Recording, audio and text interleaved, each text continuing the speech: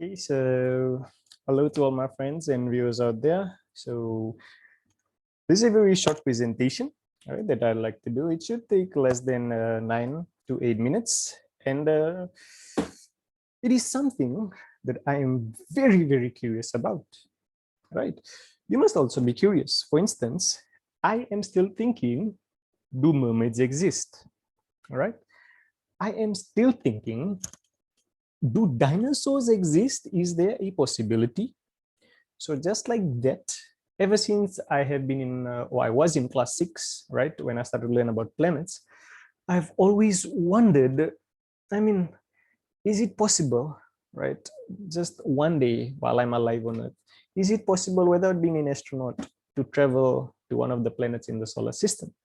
And the planet that has really amazed me is planet Mars. Yes.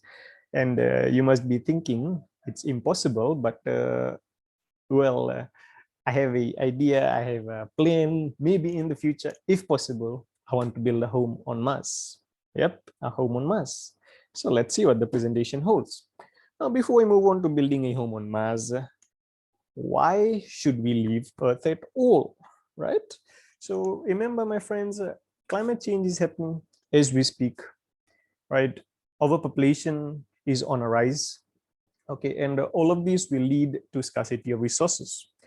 And just like history has predicted, scarcity of resources will lead to World War.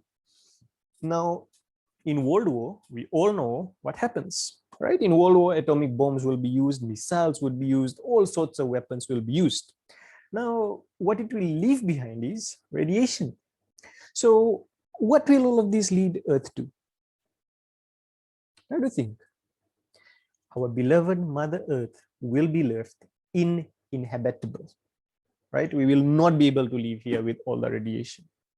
So Mars is a possibility. Now, let's say these events do not take place, what if a cosmic event takes place?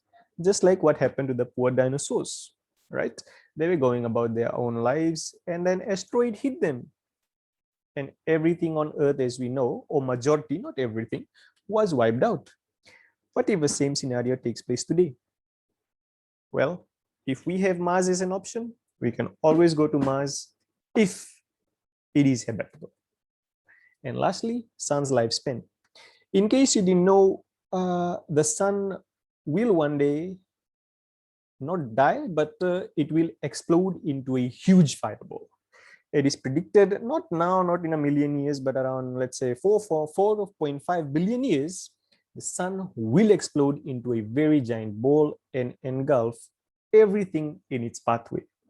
I'm not saying Mars is safe, but at least it's further away from Earth, and maybe 1 or 2% of chance we might survive. Okay, so moving on to the next slide.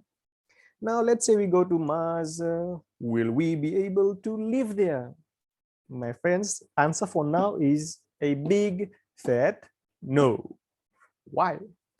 Well, first of all, Mars is much colder than Earth. Average temperature on Mars is around negative 57 degrees Celsius because Mars has a very thin atmosphere. Compared to Earth, which has a thicker atmosphere, the average temperature is around 63 to 57 degrees Celsius. That is on average. Mars has a very low oxygen level. So without oxygen, we cannot survive, right? Mars is around only 0.1%, while Earth has 21%.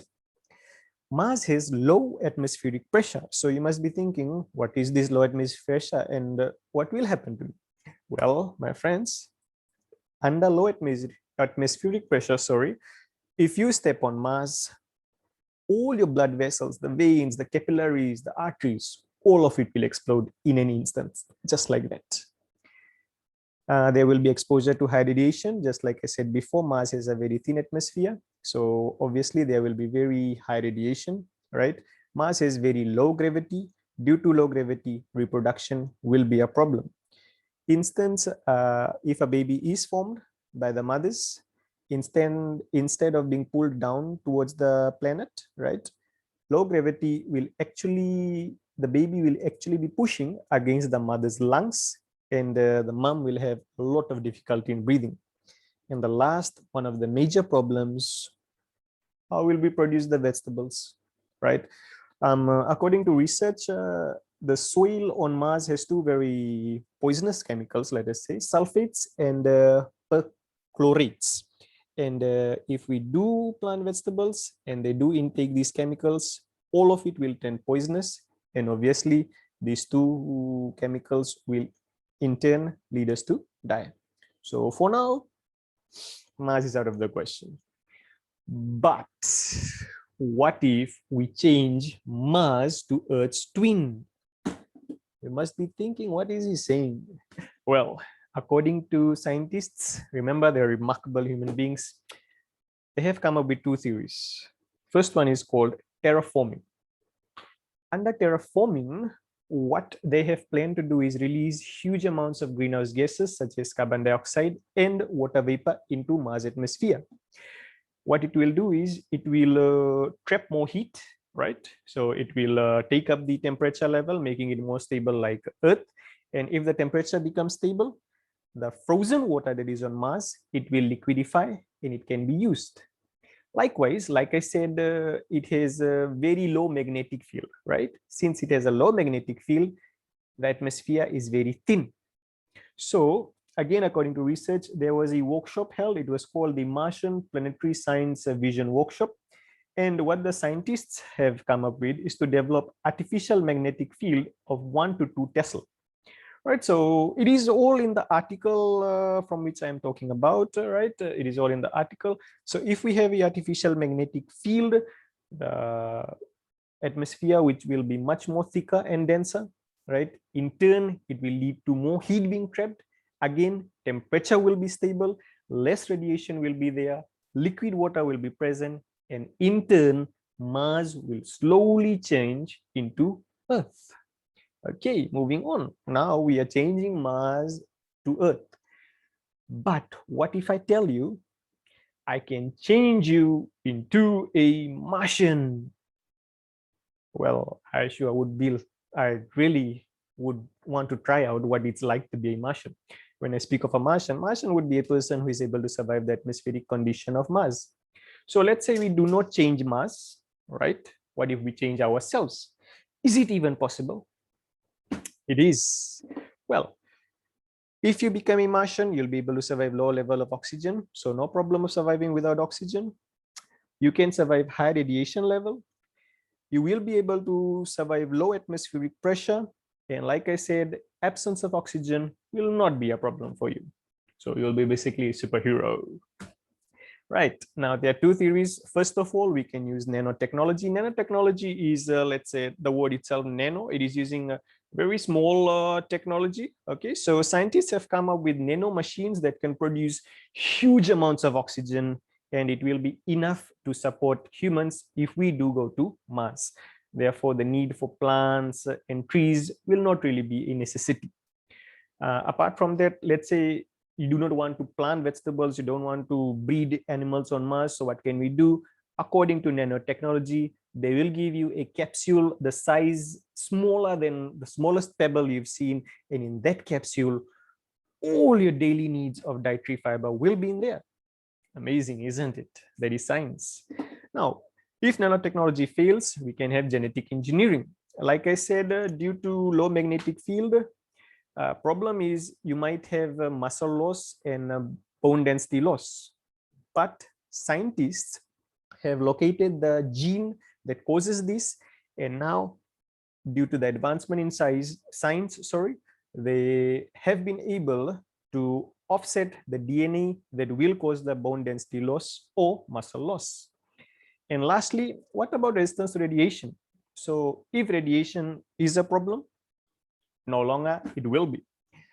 Scientists have found the kiwa in a bacteria called Deinococcus radiodurans. So the gene in, if you're wondering what is Deinococcus radiodurans, it is a bacteria which is highly resistant to radiation.